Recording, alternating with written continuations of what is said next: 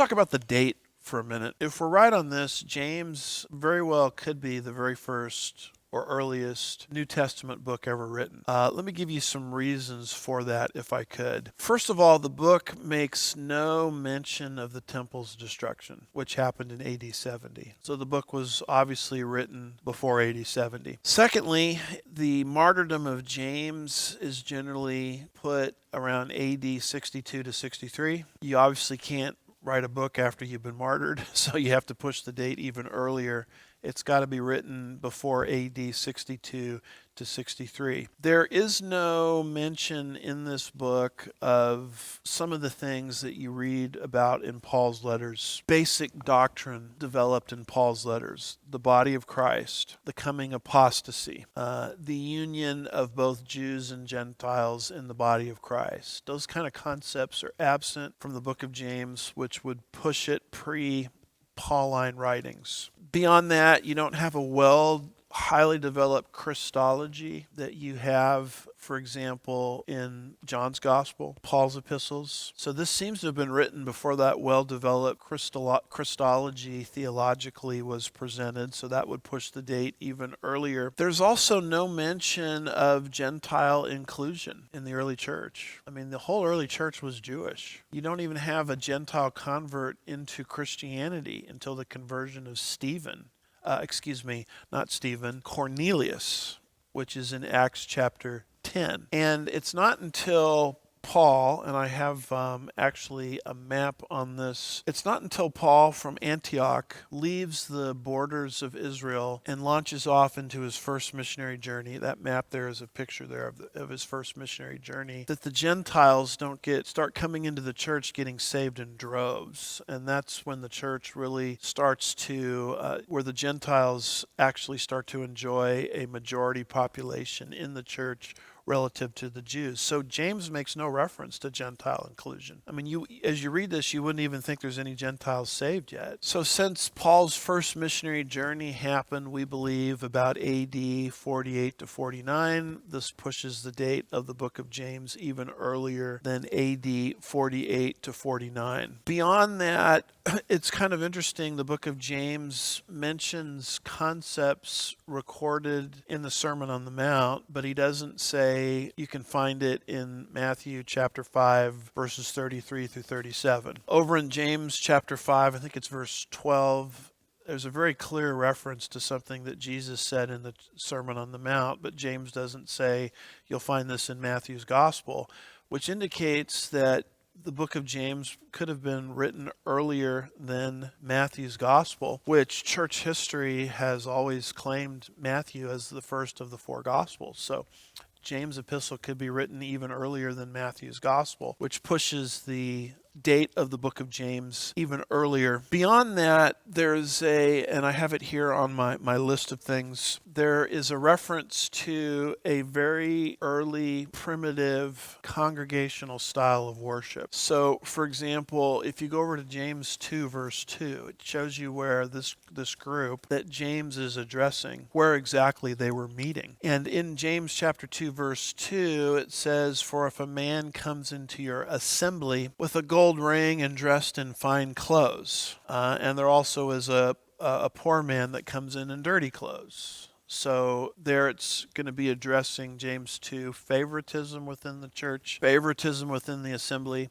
But the English word translated assembly is synagogue. So this was a group of people that was actually in Greek meeting in a synagogue. So this is a very early form of Christian worship before the church became predominantly Gentile. And so they were meeting in a synagogue, which means this is an early form of Christian worship. And so that pushes the date of the book even earlier. And beyond that, James chapter 1, verse 1, and we mentioned this before when it talks about the dispersed, fits very well with the early persecution by unbelieving Jews against believing Jews. So when Stephen was martyred, it launched a terrible wave of persecution against the believing Jews within Jerusalem. And that's who James is addressing. James is addressing those that have been dispersed abroad. Well, what dispersed them? As we mentioned earlier, Acts 8 verses 3 and 4 dispersed them. What dispersed them? Acts 11 verse 19 is what dispersed them. Saul's persecution against the believing Jews. And those are events that happen really early in the book of Acts. And so when James mentions the dispersed, you have to go to the book of Acts to get some kind of understanding as to who the dispersed are. Well, the dispersed are the believing Jews being persecuted by unbelieving Jews. And those are events that happen very early in the book of Acts, and so that pushes the date of the book of James even earlier. So what is the bottom line to the whole thing? I believe that the bottom line to the whole thing is James was probably written about AD 44 to 47, which means James is the very first epistle, New Testament epistle. Hypothetically, it was probably written even before Matthew's gospel, which is our very first chronological gospel. Here is a list of Paul's letters, and you can see there that Paul wrote the book of Galatians first in AD 49. The book of James was written before Paul wrote any of his letters, if we're right on the date, AD 44 to 47.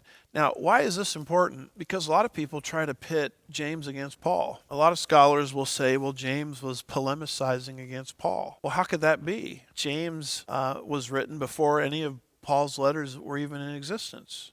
So James is not polemicizing against Paul. Paul is not polemicizing against James. In fact, as I'll show you, James and Paul, their doctrine is totally consistent. Paul is primarily dealing with, among other things, how to get saved, how to be justified by faith alone. James, by contrast, is touching a different side of the same elephant, and he's dealing with what does a mature, saved life look like. So the whole doctrine of salvation is how initially are you justified by faith alone, and then also how do you grow as a Christian? How do you know if you're maturing as a Christian? Paul is dealing with birth issues, among other things, but he spends a lot of time talking about justification by faith alone, birth issues. James is dealing with growth issues. So if you just keep things in their right order, James and Paul are not in contradiction with each other at all.